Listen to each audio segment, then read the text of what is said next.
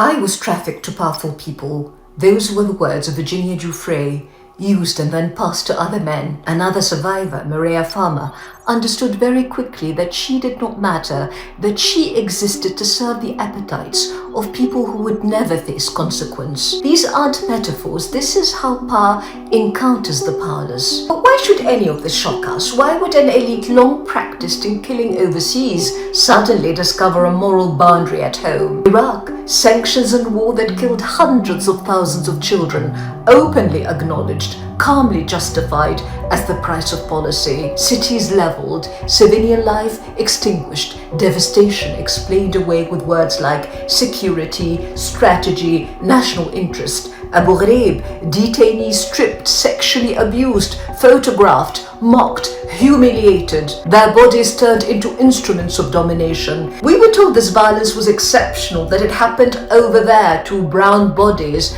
to nameless, faceless prisoners. But here's the truth Western societies avoided for decades: an elite willing to starve populations, flatten cities, and sexually brutalize detainees abroad has no difficulty brutalizing those it deems inferior at home.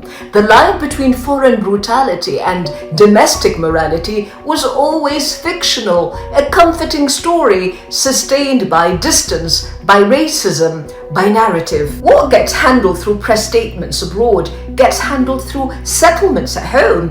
What's justified with security overseas is buried under non-disclosure agreements at home. And that's why Gaza was not an anomaly. Gaza belongs to the same moral architecture, the same hierarchy of human worth, the same assumption that some lives count and others are expendable. Children abused on a private island here, children buried beneath rubble there, children placed aboard aircrafts chartered to satisfy the appetites of the rich and powerful, flown discreetly, quietly, to be used and abused without consequence. Children killed by aircraft, dispatched openly and repeatedly to serve the strategic interest of the powerful, bombed from the sky at their discretion, their deaths ignored, minimized, or narrated as necessity. The perpetrators are animated by the same unshakable sense of entitlement and impunity, by the belief that they possess the right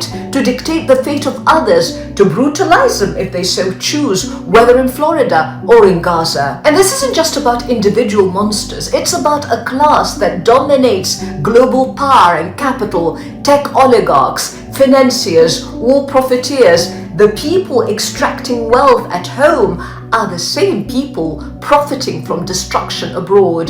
The faces change, the logic doesn't. Exploitation here, annihilation there, profit everywhere. And here's where the picture sharpens. Ehud Barak, former Israeli Prime Minister, moved comfortably through Epstein's world, visited him over 30 times between 2013 and 2017, even stayed at his New York residences for long periods of time. At one point, Epstein advised Barak to look at Palantir. That suggestion is revealing. It situates Epstein's world not only as a site of personal excess, but as the junction where elite indulgence, intelligence logic, and cutting-edge war technology converge. Palantir, an intelligence software company built for surveillance states and battlefields. Since October 2023, Palantir has deepened its partnership with the Israeli military, providing tools for AI-driven warfare, platforms that fuse intelligence, logistics, and targeting, what the military now calls the digital kill chain. Human judgment compressed, moral hesitation automated,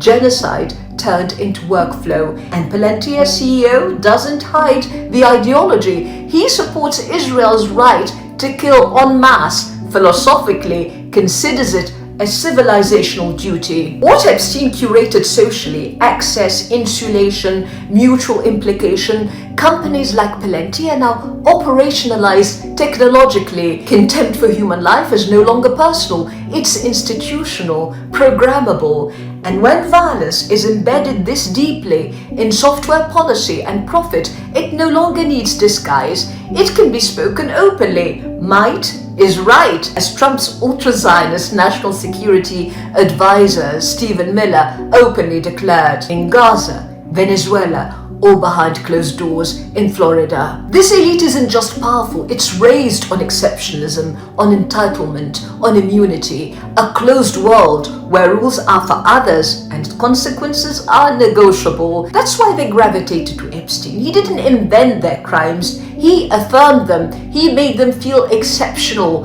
untouchable. His real offering wasn't pleasure or excess, it was confirmation that the moral order applied to lesser beings, not to them, the chosen, the elect. His gatherings weren't just parties, they were auditions, private jets, secluded estates, rituals of belonging. But those who entered drunk on privilege didn't just indulge, they became trapped. What felt like freedom with no limits was exposure. What felt like immunity became leverage, a noose around their necks. They didn't fall into Epstein's web, they became hostages to it. And the final irony is obscene, because this same elite presents itself as the global standard of enlightenment, the arbiter of civilization, the judge of the world. It brands others, those subhumans in Asia and Africa, as backward, savage, violent, then weaponizes those judgments to justify domination, subjugation, even annihilation. Gaza was not a deviation from their values, it was their culmination. The moment a class long accustomed to exercising power without restraint did so in full view of a watching world. The Epstein files expose the ugly private face of this obscene order. Gaza exposes its public one. Together they strip away the last illusion. This was not a failure of values, it was their logical outcome.